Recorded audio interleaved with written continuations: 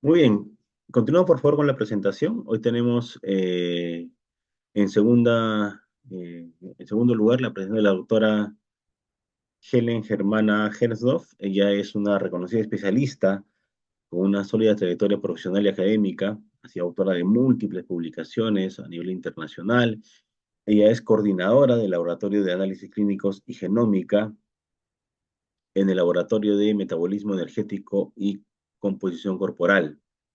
Ella nos acompaña desde Brasil por este medio y nos presentará su presentación titulada Abordaje nutricional basado en evidencia para el manejo clínico avanzado. Adelante, por favor, doctora Helen.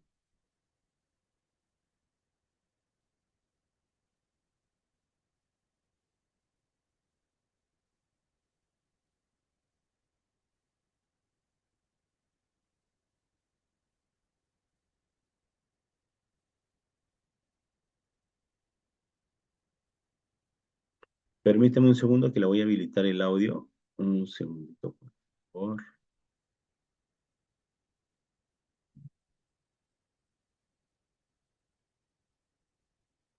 Ya está.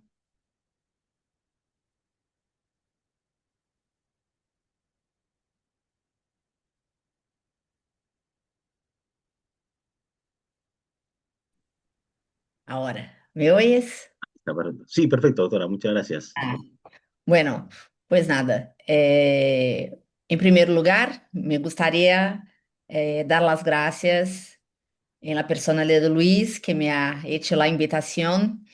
Me hace mucha ilusión estar aquí con vosotros, hablando del tema que estamos investigando y hemos trabajado hace unos años. Eh, ¿Estáis viendo mi presentación? Sí, se ve todo bien. Bien. Bueno. Entonces, me ha invitado hoy para hablar de la genómica nutricional, inflamación y microbiota. Bueno, ya me habéis presentado, ¿verdad? Un poquito de mi trayectoria de investigadora. Me gustaría, además, comentar a vosotros que também sou investigadora de la Red Iberoamericana de Nutriômica e Nutrição de Precisão, en la cual hemos trabajado, comentado, ¿no? Sobre la temática, incluyo, os voy a presentar una de nuestras publicaciones. Bien, ¿qué os voy a comentar hoy? En primer lugar, nutrición de precisión antes de todo. Entonces voy aquí a justificar con vosotros un poco esto. Vamos hablar un poco, né? Voy a traer un poco algunos puntos importantes sobre esta inflamación. E dejo aqui então uma pergunta para ya pensar um pouco. A inflamação é buena ou mala? Depois vamos falar um pouco da microbiota e inflamação. E espero, a lo largo de minha apresentação, os apresentar esta relação como bidireccional. A obesidade intermédio e as enfermidades crônicas, vamos falar um pouco de ello. E al final, a genômica nutricional, inflamação e microbiota, e que? Espero então, a partir deste último tópico, trazer um pouco mis considerações finais. Bien, entonces, la nutrición de precisión o la nutrigenética, nutrigenómica, né? Muchos nombres se han dado, pero la nutrición de precisión no es de todo una novedad. Si, por ejemplo, podemos traer aquí una referencia de 2016, ¿no? Donde ya se hablaba de los niveles de nutrición de precisión. Entonces, la nutrición de precisión tiene como una premisa, ¿no? Tiene puntos importantes, donde esta nutrición de precisión nos va a garantizar una clasificación, una estratificación de riesgo más sensible, né? Donde así podamos atender, asistir mejor las personas en riesgo. En nuestro caso, que trabajo con obesidad, pues el riesgo de desarrollar la obesidad y las enfermedades crónicas relacionadas. También la nutrición personalizada, donde consigo entonces traer para cada individuo las estrategias nutricionales más adecuadas. Y por último, la nutrición dirigida por la genética, no solo la genética, pero también las ómicas. Bien, entonces este artículo nosotros hemos publicado este año la Red de Iberoamericana de Nutriómica y Nutrición de Precisión, la RIN, y os puedo aquí, no sé si aquí. Mira, entonces aquí, ¿no? Tenemos lo que en esta figura, ¿no? Nos muestra que lo que teníamos, lo que es, lo que sería la nutrición tradicional, donde tenemos unas mismas recomendaciones para la población general. Hoy ya los nutritipos, es decir, conseguimos clasificar las personas de acuerdo con situaciones nutricionales específicas y lo que hoy, ¿no? Hoy, de hoy para el futuro sería lo que llamaríamos la nutrición personalizada, donde utilizaríamos también los aspectos genéticos, epigenéticos y las ómicas como parte de esta clasificación y a partir de ahí una nutrición de precisión, ¿no? Y aquí miráis que va de encuentro lo que os había comentado el doctor Ordovas, de lo que, además de los aspectos biológicos, no podemos olvidar los aspectos relacionados al ambiente, los hábitos de vida, la situación socioeconómica de la población y aspectos culturales, además de los aspectos biológicos. Aqui nesta figura também deixamos, não? Bastante evidente las ómicas como las herramientas más inovadoras eh, de esta nutrición, ¿no?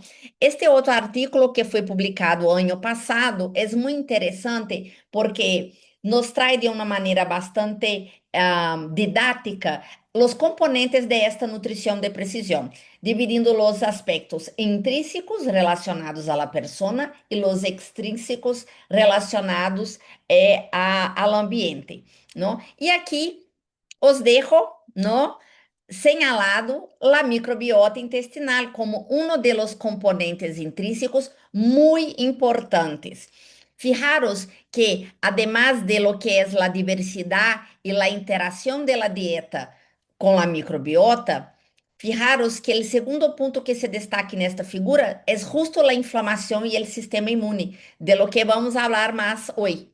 Pero también la relación, y eso vamos a hablar un poquito también, la relación de esta microbiota con la regulación del apetito y la saciedad, cambiando así la respuesta frente a la ingesta alimentar. Esta outra figura também nos ensina como temos vários aspectos mais profundos aqui, não, mais complexos, que também foram comentados em nossa apresentação anterior, não? Pero também a era da personalização e aqui a personalização e a nutrição de precisão, onde vamos utilizar, e aqui destaco, no señalo para vosotros alguns pontos que vamos estar comentando hoje, que são los datos, la integración de los datos y las nuevas análisis, los hábitos alimentarios, los fenótipos, historia clínica, la microbiota y el comportamiento como aspectos que no se pueden mirar, evaluar y trabajar las estrategias nutricionales de manera aislada. Bueno, entonces con esto me gustaría explicar que, antes de todo, nutrición de precisión, ¿por qué?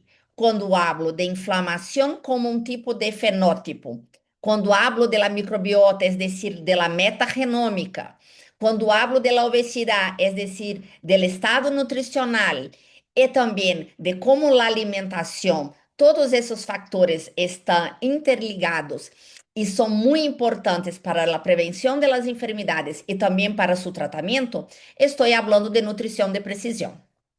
Entonces, a lo largo de toda mi presentación, la nutrición de precisión siempre va a estar por debajo, né? É como um hondo de mi presentación.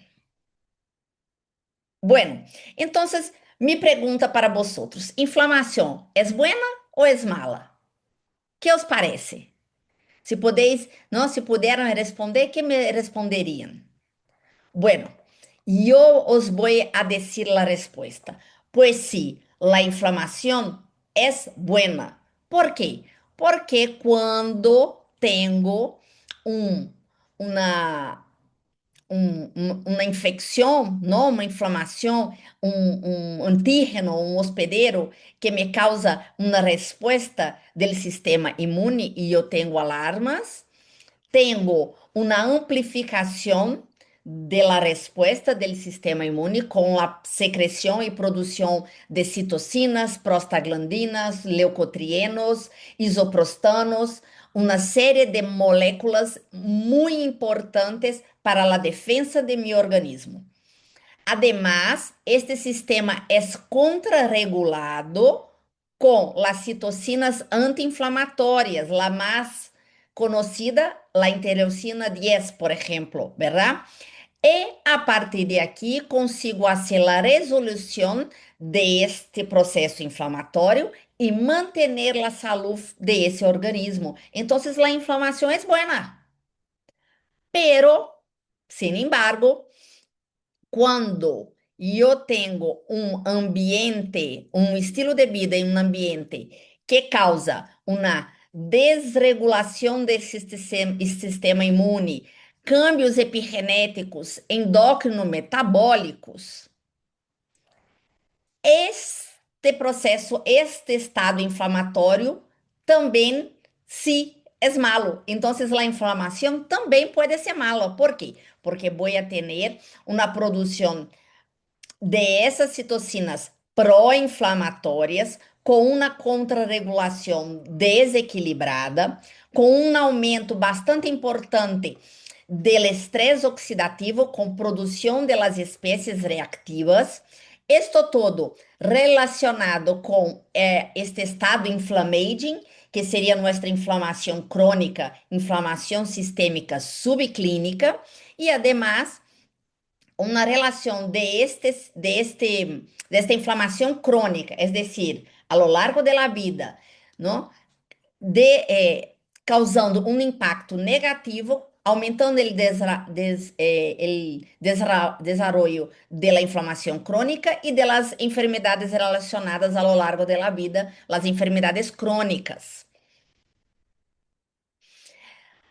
Término que vou passar a utilizar a partir de aqui é a oxinflamação. Então, não vou falar solamente de la inflamação. Quando hablo de la inflamação, sempre devo entender que ela não acontece, não passa sola. Ela sempre está acompanhada del estresse oxidativo. Então, quando eu tenho uma infecção e eu tenho um estresse oxidativo, processo oxidativo necessário, importante para todo o sistema imune, pero nesta inflamação subclínica crônica eu tenho também um desequilíbrio de minhas espécies reativas, uma redução, não? Um desbalanço entre meu estado antioxidante e as espécies reativas. Então, a oxinflamação subclínica está presente nessas situações. E a microbiota? ¿No? Quando hablo de la microbiota, é muito importante pensar que temos trilhões de bactérias em nosso corpo, em las vías aéreas, em la boca, em la piel, em la vagina e em el intestino, lo que voy a destacar aquí, ¿no? El intestino es donde tenemos la grande después, ¿no? El intestino después la piel. Son los sitios donde más tenemos microbiota. Entonces, el intestino es una parte muy importante del microbioma humano. E aí, como acontece, como passa com a inflamação, a microbiota pode estar bien sana, pero también puede ser patogénica, ¿no? Entonces, lo que pasa con la microbiota sana es una microbiota con una alta diversidad taxonómica, es una microbiota central estable, es decir, tengo un grupo de bacterias que no se cambia mucho, ¿no? Está ahí como más estable. Y la relación de esta microbiota, de ese perfil taxonómico de la microbiota, es saludable, tiene una simbiosis sana, ¿no? Que ayuda a la salud, tiene una relación sana con la salud humana. Sin embargo, cuando yo tengo una microbiota patogénica, yo tengo una microbiota con una diversidad disminuida, es decir, ya no tengo tanta diversidad, tengo además un aumento de las patogénicas, de las bacterias patogénicas, y una disminuição de aquelas que são consideradas promotoras da saúde. E, por supuesto, este perfil de microbiota está relacionado com uma disfunção metabólica. E aqui podeis ver esta figura, né, é um artigo deste ano, publicado este ano, e muitos se têm investigado, muitos se têm trabalhado e descoberto sobre a relação da inflamação com a microbiota. Esta figura é bastante complexa porque ensina realmente lá como muitas são as fases dessa relação, ¿vale? Então, por dividir um pouco e explicar um pouco lo que podemos apresentar aqui. A primeira mensagem que me gostaria dar com esta figura é que a obesidade, a dieta rica em grasa, a resistência à insulina e a disbiose, es decir, este perfil patogênico de la microbiota, está relacionado com um aumento de la inflamação sistêmica, es decir, uma disbiose, um perfil de microbiota patogênico pode aumentar o estado inflamatório crônico subclínico. Isso se pode ver pelos estudos a partir do aumento da proteína C reactiva, de LPS, né, lipossacárido, não só da LPS, pero também da LPB, que é a proteína ligante da LPS. Hoje, para os estudos, é muito interessante evaluar a relação entre eles, não? Da LPS e LPB. E de interleucina 6. Por outra parte, os estudos ensinam que esta inflamação aumentada está relacionada com e a desbiose, com uma diminuição das type junctions proteins, que são a ocludina, zonulina, que são proteínas que participam de la junção entre os enterocitos, não? Criando uma permeabilidade muito baixa e uma proteção, não? Haciendo com que os enterocitos sejam como uma barreira física muito importante para de nosso organismo. E estas proteínas estão com a expressão diminuída em frente a esta inflamação, causando então uma maior permeabilidade deste intestino, que a su vez causa dano em la pared deste intestino e uma endoxemia, que é a entrada de LPS e outras substâncias no sanas, no patogênicas, bactérias, subprodutos desta microbiota patogênica, como também, por exemplo, toxinas urêmicas, não? Estudos ensinam um aumento dessas toxinas em la presença de la disbiose. Então, uma série de substâncias, moléculas, passando por esta barreira, não, do intestino e aumentando aún mais a inflamação. Não? É importante comentar que a microbiota, essa desbiose, não está relacionada solamente com esses fatores que estavam na figura, não? Há uma série. A microbiota é modulada desde o nascimento da criança, não? Durante a gestação, a la hora del parto, la genética, la alimentación que se tiene a lo largo de la vida, ¿no? Los hábitos alimentarios, la actividad física, el ambiente. Hay estudios que enseñan hoy que en poblaciones de alta poluición, esos poluentes também chegam ao intestino e podem cambiar a microbiota, não? Causando a desbiose. Então, a poluição do ambiente também é capaz de modular a microbiota, porque, claro, não entra só, entra por la boca e não decide se vai por la laringe ou por el esôfago, verdade? Então, os poluentes também chegam ao intestino.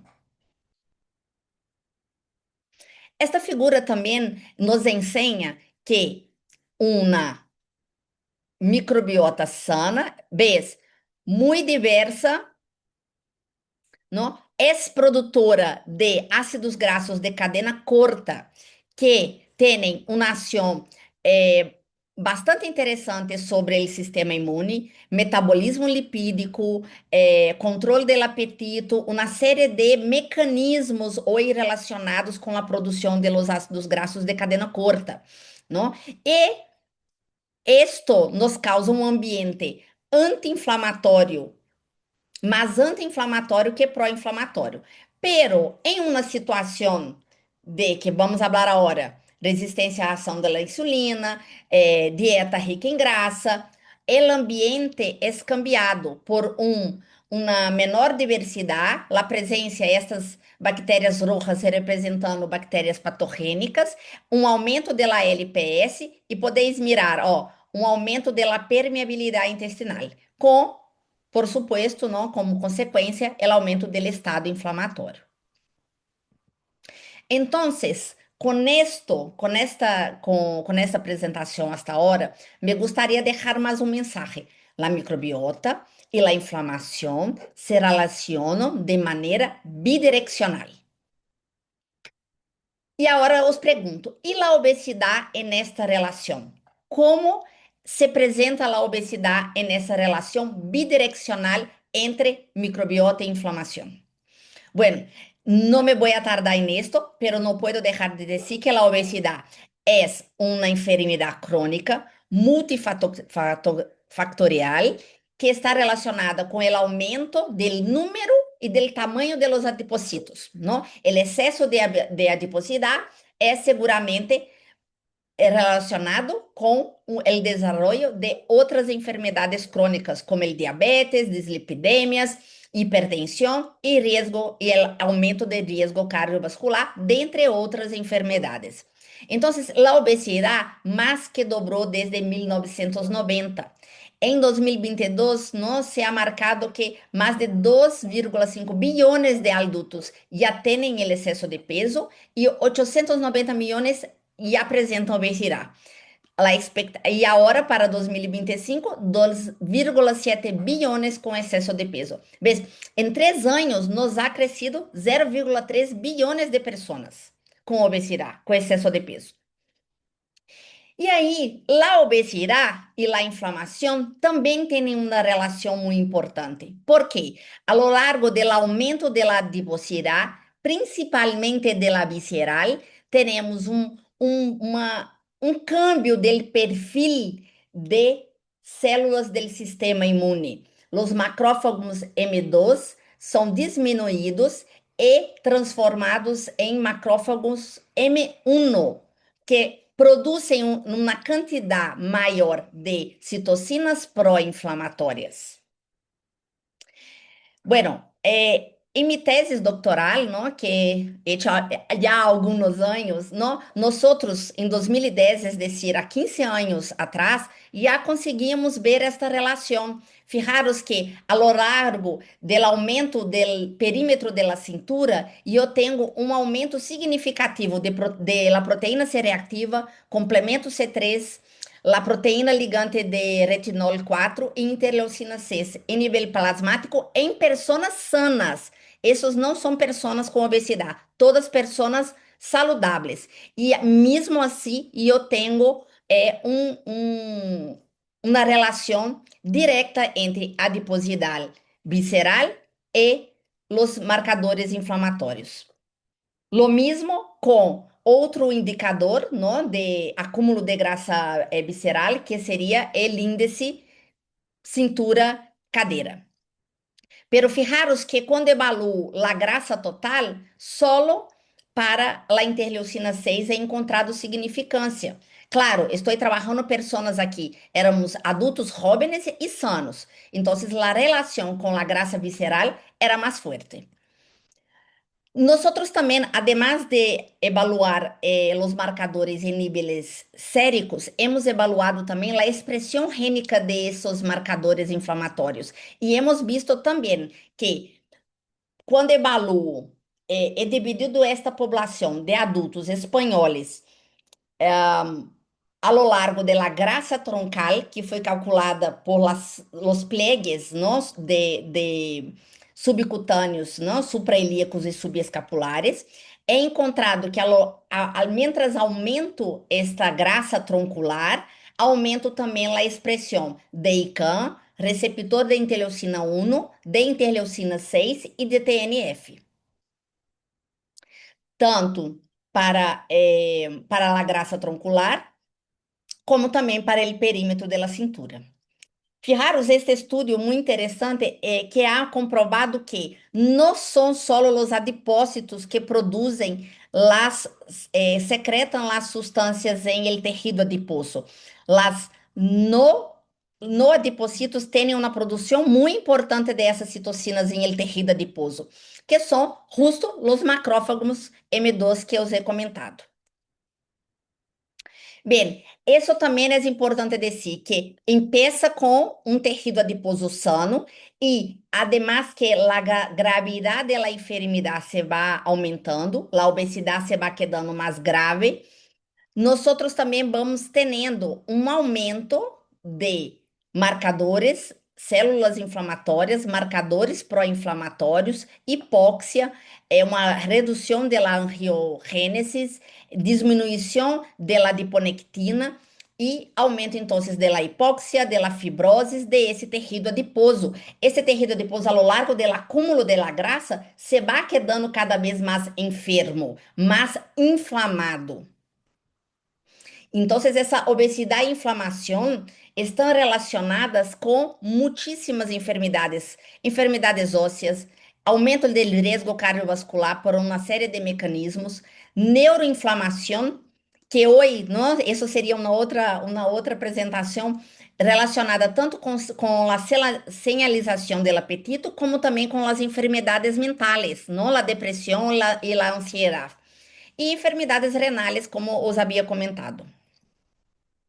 Bien, la obesidad no está relacionada solamente con la inflamación, pero también con la microbiota, ¿no? Hoy hay varios estudios que he traído esta figura para presentaros lo que muchos de vosotros ya sabéis. Una persona que tiene obesidad probablemente va a tener disbiosis, es decir, aquel perfil de microbiota menos diverso, con aumento de las bactérias patogênicas, um aumento de LPS inflamação, uma diminuição das tight junctions, é decir, uma diminuição da permeabilidade, um aumento da permeabilidade e, por supuesto, aumento do né, maior risco de desenvolvimento das enfermidades crônicas.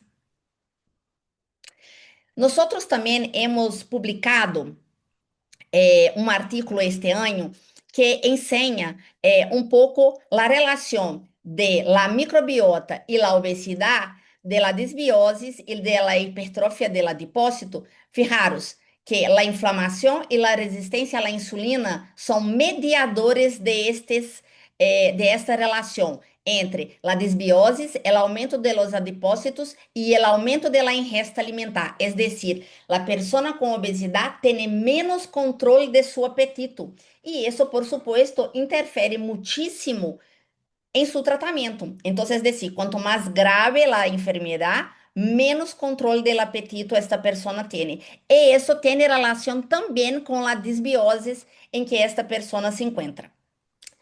E a inflamação e resistência à insulina relacionados, ¿vale? Então, mais um mensagem que me gostaria de deixar a vosotros. A nutrição hay una interrelación entre la obesidad, inflamación y microbiota, y la nutrición podría ser una estrategia de tratamiento para todas esas condiciones. Bueno, os voy a presentar ahora algunos de nuestros estudios que comproban esta afirmativa.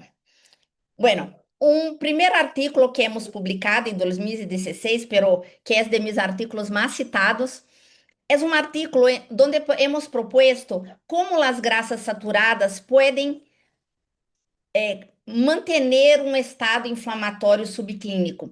É decir, a grasa por si solo, a dieta rica em grasa só é capaz de estimular um estado inflamatório subclínico. Fijaros que há vários mecanismos, pero todos eles llevan a LNF-kappa-B, o fator de transcrição, pero também, fijaros, lá em 2016, nós já havíamos encontrado uma relação com a microbiota. De la grasa, de la dieta rica em grasa, cambiando a microbiota e criando um ambiente propício para o estímulo do estado inflamatório, independente, não, em pessoas sanas e pessoas com obesidade. Nós também hemos publicado um artículo que, onde hemos evaluado o consumo de frutas e hortaliças, de la fibra que vem de las frutas e hortaliças e a capacidade antioxidante de la dieta. Fijaros que a lo largo de los terciles, onde vou aumentando a quantidade de ingesta de frutas e hortaliças, fijaros que mi tercil 3 maior que 660 gramos, de fibra maior que 20. Fijaros que a recomendação de fibras não está entre aí, seria entre 20 e 30 gramos, e de antioxidantes de 11,8 milimol por dia. Fijaros que quando aumento a ingesta, a expressão de esses marcadores, ICAM, receptor de interleucina 1, NF, perdão, que é do D aqui, pero é F, não, é fator de necrose tumoral, e os dois componentes del NKFB, o fator de transcrição mais importante para a expressão das citocinas pró-inflamatórias, vão todos diminuindo ao longo da ingesta de frutas e hortaliças. Nós hemos também publicado uma revisão que nos ha ensinado que o sumo de naranja, o consumo de sumo de naranja, principalmente relacionado com seus polifenoles, são capazes de diminuir estimular, não, o interferon, né, a molécula que se liga e inibe o fator de transcrição de chegar ao núcleo e inibe também a ação do NF-kappa-B frente à produção de várias citocinas pró-inflamatórias. E isso, por supuesto, tem consequências metabólicas em el organismo humano. Nós também hemos hecho uma intervenção crossover com pessoas sanas, onde hemos dado muffins, bollos, não? Com bacon e tocino e queso, altamente ricas em grasa, e o grupo placebo ha recebido água colorida, não? Com corante, e o outro grupo ha recebido sumo de naranja, não? É crossover, hemos hecho. E também hemos hecho com el aceite de oliva. Lo que hemos visto nosotros es que en el grupo que ha recibido, mujeres sanas, que han recibido el bollo rico en grasa, hemos tenido a las 3 horas pós-prandiales un aumento significativo de la interleucina 17, pero que está relacionada con los TH17, ¿no? La vía del sistema inmune. Pero aquellas que han recibido la grasa, pero também o sumo de naranja, han tenido uma diminuição bastante significativa nestas horas pós-prandiales, mostrando o efeito protetor anti-inflamatório do sumo de naranja, independente de suas calorias. Nós também hemos publicado uma revisão sistemática este ano, nos ha salido, ensinando como as castanhas podem frente à presença de seus antioxidantes, del selênio, en las castañas de Brasil, la presencia de ácido oleico y polifenoles en los mix de castañas y también de los pistachos. Hemos visto una serie de artículos mostrando la capacidad de las castañas modular la expresión génica frente a marcadores del estrés oxidativo y de inflamación. Es decir, las castañas tienen conseguem modular positivamente, é decir, diminuir a expressão de substâncias pró-inflamatórias e aumentar a capacidade antioxidante em el organismo humano, seja em grupos já enfermos ou em pessoas sanas. Nosotros também hemos publicado um artículo ano passado, 2024, que foi a tese de Brenda, y también parte de la tesis de Daniela, donde nosotros hemos hecho una intervención, un ensayo clínico con mujeres com excesso de peso e riesgo cardiometabólico. Essas mulheres han sido acompanhadas durante 8 semanas com uma dieta hipocalórica e temos dois grupos, o grupo placebo, o grupo controle que não tinha castanhas em sua alimentação e o grupo intervenção que recebia e consumia 30 gramos de castanhas de anacardo e 15 gramos de castanha de Brasil al dia durante as 8 semanas. Nós hemos publicado dois artículos, ¿no? Que os ensino agora. O primeiro artículo nos ha ensinado que este grupo que recebia o mix de castanhas brasileiras, fijaros que tanto o anacardo quanto a castanha de Brasil são típicas da Amazônia, no patrimônio genético brasileiro, e elas hemos encontrado uma diminuição significativa de lactulose, é decir, hemos diminuído a permeabilidade intestinal nessas mulheres com o consumo de castanhas e hemos aumentado a relação firmicutes bacteroideis, tá? Essa relação.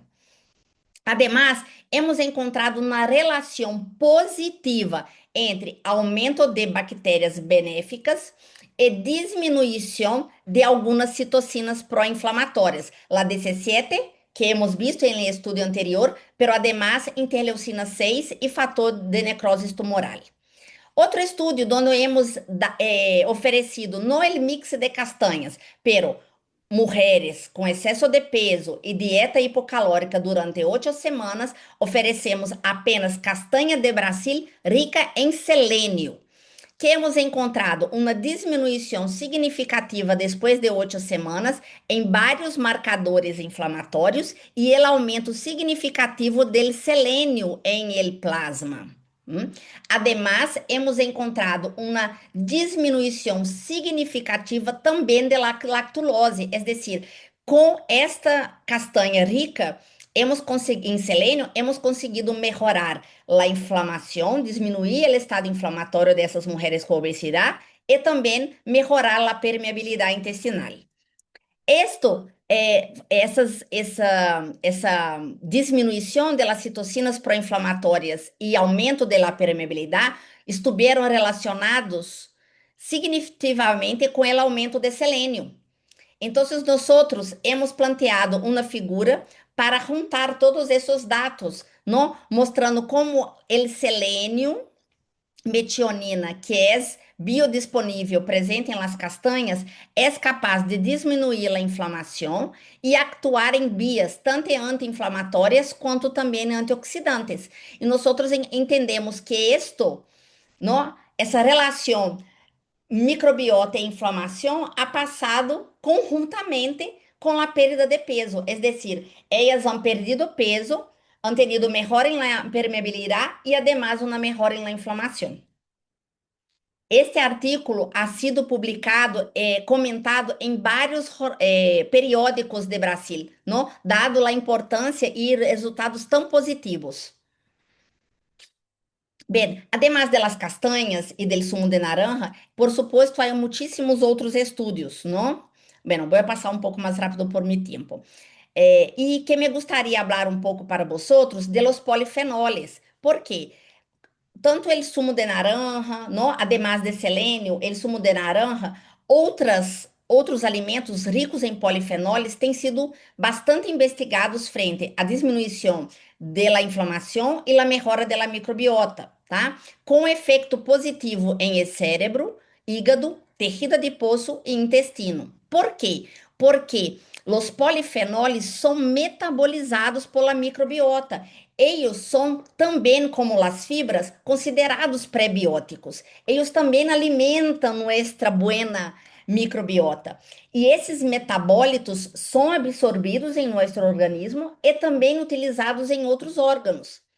Por exemplo, no, a curcumina, catequinas, silimarina, já são alguns polifenóis que se sabe que depois de metabolizados pelos lactobacilos, por exemplo, podem actuar, não? Aumentam os ácidos graxos de cadena curta, que chegam ao hígado, melhorando aí o perfil lipídico, não? O metabolismo lipídico em el hígado, e também em el sistema nervoso central, melhorando a inflamação e, además, a saciedade. O resveratrol também tem sido investigado, não? Há alguns estudos que já identificaram o Bacillus cereus, la Bifidobacter infantis e o Lactobacillus acidófilos como responsáveis por produção de resveratrol a partir de seu composto bioativo que chega, não, ao organismo, e esse resveratrol glicosilado em intestino é melhor absorvido e tem vários efeitos em la saúde, tá? É, outros polifenóis, como catequinas, no resveratrol, ácido gálico, epicatequina, também parecem, na suplementação desses polifenóis, parecem ter um efeito muito importante em la adiporgênese. Então, hemos publicado este ano uma revisão sistemática com ensaios clínicos utilizando da suplementação de polifenóis. E hemos visto realmente todos os artículos han apresentado resultados com redução da grasa visceral, rinoide, medidas antropométricas e a redução da grasa total, com benefícios metabólicos, não? Melhora do perfil lipídico, melhora da insulina e muitos mecanismos relacionados à modulação de fatores de transcrição relacionados à sensibilidade à insulina e ao metabolismo lipídico. Además, el resveratrol, esta publicação que é uma revisão sistemática que hemos feito em 2022, ensina como o resveratrol e provavelmente outros polifenóis têm efeito por encima da sirtuína, que é uma desacetilase muito importante, que atua modulando, ativando o NFR2, não? Fator de transcrição relacionado ao aumento da expressão das enzimas antioxidantes, a inibição do NF-κB, é decir, um efeito anti-inflamatório, aumento do estímulo da PPR gama, estimulando aqui a sensibilidade à insulina, actuando também, inibindo o SREBP, relacionado aqui à via liporrênica, é decir, os polifenóis também podem atuar em um downscreen completo, desde as sirtuínas, actuando tanto em la obesidade quanto na inflamação, não? Então, tem um papel muito importante. Esta figura mostra também muito interessante, mostrando como que o resveratrol via la sirtuína pode ter vários efeitos em la microglia, em el cérebro, actuando para a diminuição de la inflamação e também de los sintomas de ansiedade, tá? E também, fíjate, diminui la beta-agregação, que está muito relacionada com o aumento de risco para o Alzheimer. ¿Ves? Várias vias de inflamação, estresse oxidativo, a via de la sirtuína e também de la beta-agregação. Bueno, entonces, agora passo entonces para mis considerações. La genómica nutricional, inflamação e microbiota. ¿Y qué? Bueno, la adiposidade, oxinflamación y la microbiota no se pueden evaluar, no se puede evaluar aisladamente. Nosotros cuando pensamos en obesidad o pensamos en oxinflamación, no podemos dejar de pensar en los otros factores. Ellos están muchísimo relacionados, no solo entre ellos, pero también con el desarrollo de las otras enfermedades crónicas. La nutrición tiene un papel central en el tratamiento de las enfermedades crónicas. ¿Por qué? Porque en la práctica nutricional, nuestros resultados hasta hoy van a indicar que descascar más e desembalar menos deve ser incentivado sempre para a prevenção de las enfermedades. ¿Qué significa eso? No sé si vosotros conocéis este término, pero es mucho utilizado en Brasil para la promoción de la alimentación adecuada y saludable, ¿no? Descascar más, es decir, consumir más alimentos em natura, desembalar menos, consumir menos alimentos ultraprocessados. Então, después de todas essas explicações e resultados biomoleculares de nutrição de precisão, nós temos que entender que a promoção de políticas públicas em nossos países, principalmente Latinoamérica, de países em desenvolvimento, onde temos uma população significativa em vulnerabilidade, essas políticas públicas para a redução do consumo de ultraprocessados e o aumento do consumo de alimentos in natura e minimamente processados é muito necessária e muito urgente. O consumo de los polifenoles também se destaca em minha apresentação, verdade? Para a modulação tanto da oxinflamação quanto da microbiota.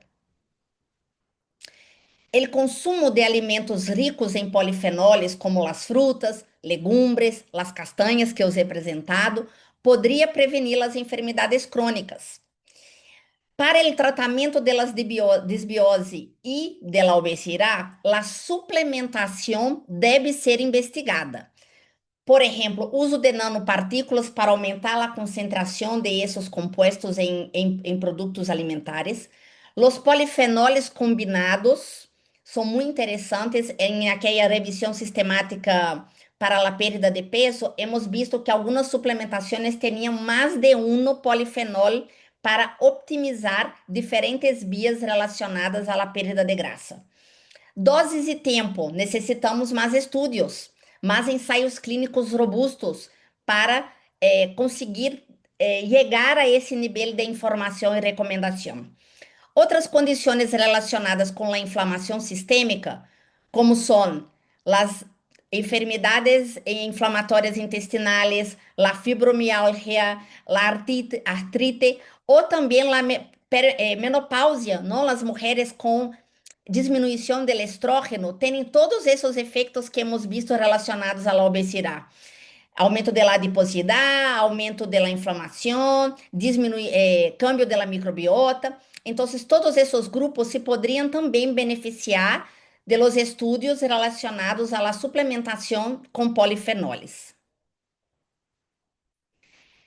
Me gostaria mais uma vez dar as graças a la oportunidade de poder trazer para vosotros um tema tão importante, tão interessante e um pouco de nossos estudos de laboratório multiusuário de análises clínicas e genômica da Universidade Federal de Viçosa.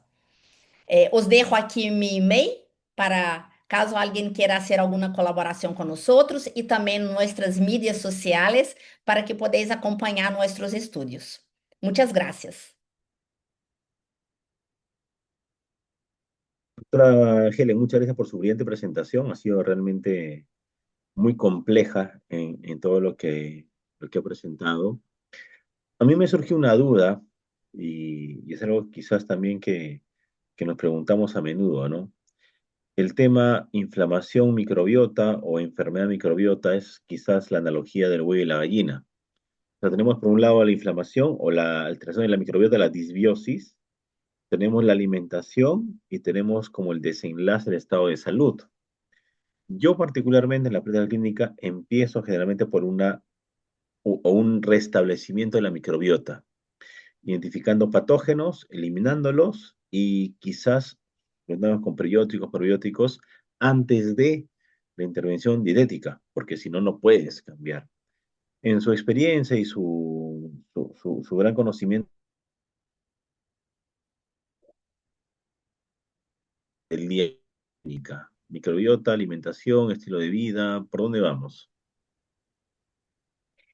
Bueno, la primera cosa sería nosotros mantenermos uma alimentação adequada e saudável, com rica em alimentos minimamente processados e in natura, para prevenir este cambio de la microbiota, esse aumento de la adiposidade, evitar que esse ciclo empiece, porque depois que empieza, não, ves que cada um de eles vão se retroalimentando, ¿verdad? Então, e um relacionado ao outro, potencializando os efeitos metabólicos. Então, o primeiro de todo, não, además de isso, promover desde a infância, não, desde a introdução alimentar, esta prática alimentaria saudável.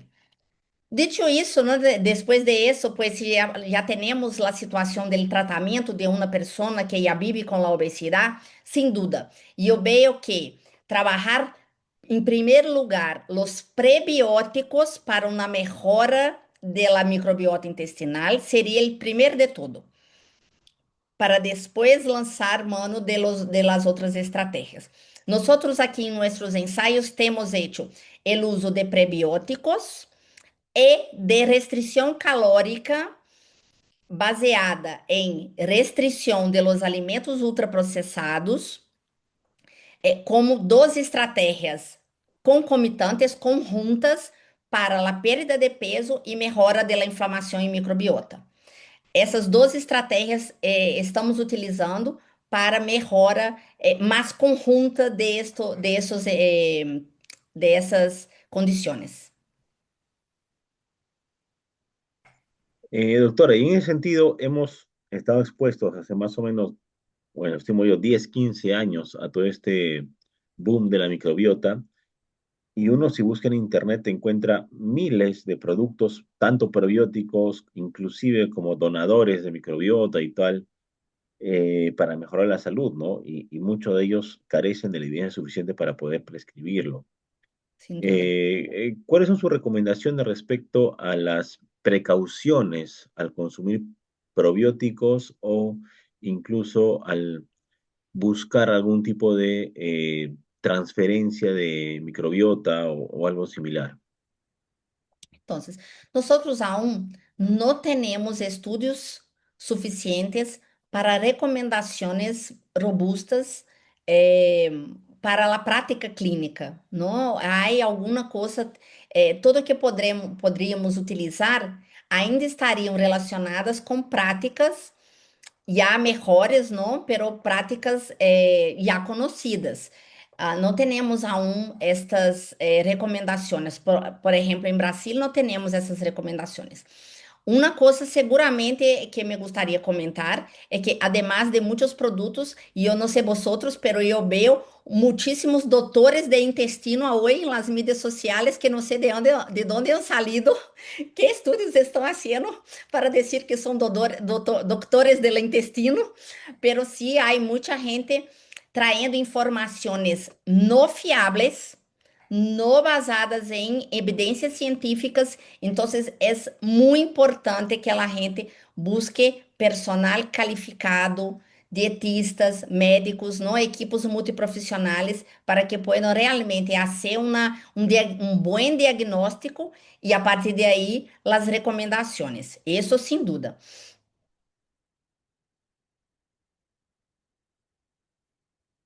En general, usted hacía un comentario respecto a la disminución del consumo de productos ultraprocesados, ¿no? Y ahora estamos también en una transferencia a partir de la reformulación de productos, cambiando los azúcares simples por edulcorantes. Y sabemos que no es tan fácil, ¿no? El consumir una gaseosa o un bebible con edulcorantes porque no tiene calorías. ¿Cuáles eran sus recomendaciones respecto al consumo de bebidas que utilizan alternativos del azúcar frente a la alteración de la microbiota?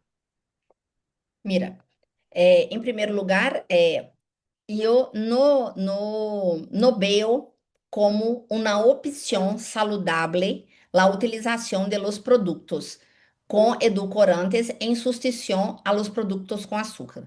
Por vários motivos. Primeiro, a maioria desses produtos são ultraprocessados, sem açúcar, com edulcorante, é decir, continuam sendo alimentos que deveriam ser eliminados da alimentação desta pessoa, né, da população em geral.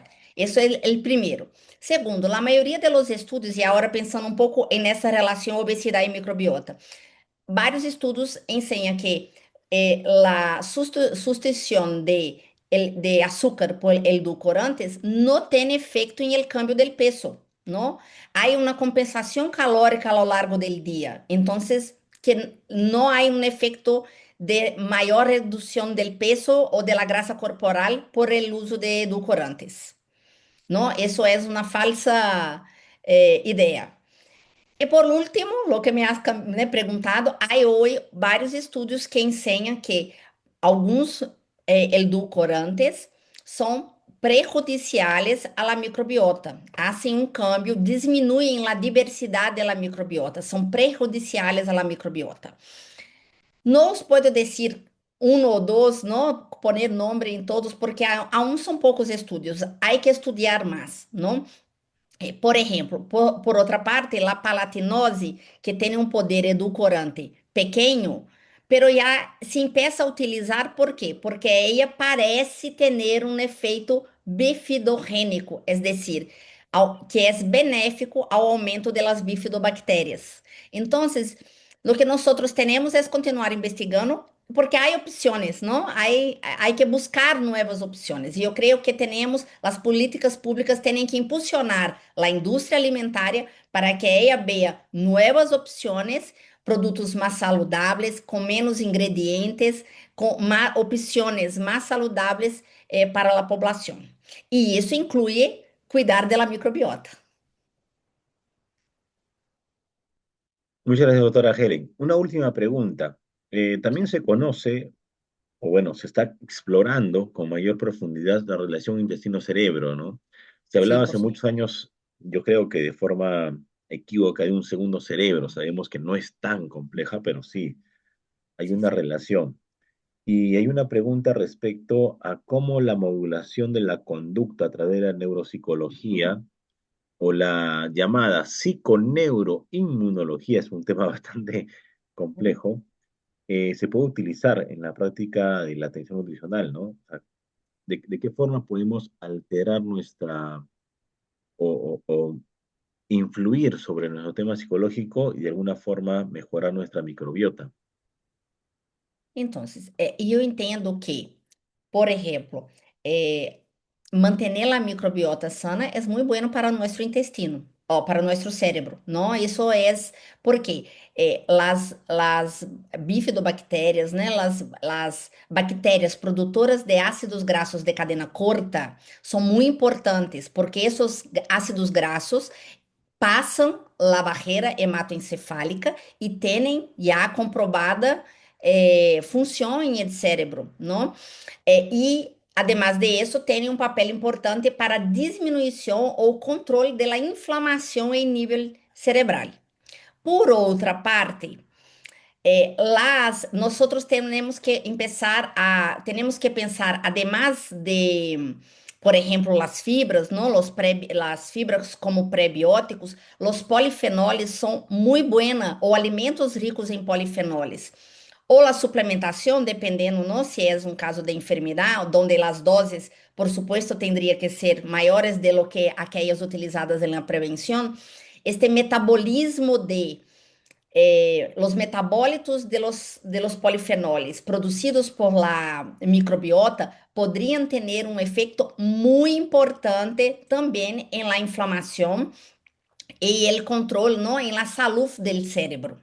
E isso, claro, quando tenho menos inflamação, tenho melhor utilização, melhor controle da saciedade, do sonho, da ansiedade, não? Então, isso todo traz uma vida um pouco mais sana. Agora, por supuesto, isso estou falando só de los alimentos, ¿verdad? Pero las horas de sueño são muito importantes, para que se tenha também uma microbiota sana e um cérebro sano, não? Aí, os poluentes que estão no ambiente também vão influir, diminuindo incluso, não? Ou potencializando ou diminuindo os efeitos de lo que seriam os prebióticos. Por outra parte, não podemos esquecer que as ômicas trabalham juntas. Então, quando me hablas del psico, imuno, não, intestino, cérebro, ejo, não, todos esses juntos, não se pode nunca olvidarnos de la epigenética, que vai estar muito, que é muito importante em todo ello, não? Há vários estudos que ensinam que, por exemplo, crianças que han sofrido abusos têm cambios epigenéticos importantes e desenvolvem enfermedades mentais importantes. Então, né, o ambiente e todo o que pode influir em la epigenética também terá um papel importante em la saúde cerebral, además de la microbiota, ¿no? Esses dois mecanismos vão a trabalhar de maneira conjunta. Muchas gracias, doctora Helen, por tanta información. Realmente es inspirador todo lo que se puede conocer, ¿no? Sobre la microbiota. Sim, Damos, eu sí, queria perdón. só comentar que nós estamos em ano que vem vamos a começar um ensaio clínico, onde vamos a trabalhar bebidas hiperproteicas a partir de las castanhas brasileiras e também uma bebida fermentada. E vamos justo investigar o eje intestino-cérebro em essas mulheres em perimenopausia. Então, espero no próximo congresso trazer esses resultados para vosotros. Además me gustaría más una vez agradecer muchísimo por la oportunidad. Muchas gracias, doctora Helen. Seguramente nos veremos en Río el próximo año, Sí, sí, que somos parte seguramente. de este congreso de RIN, ¿no? De RIN 22. Sí, sí, eso es. Muchas gracias, doctora Helen, por tan brillante presentación. Creo que ha sido muy complejo el tema y han quedado muchas preguntas, ¿no? Pero de igual forma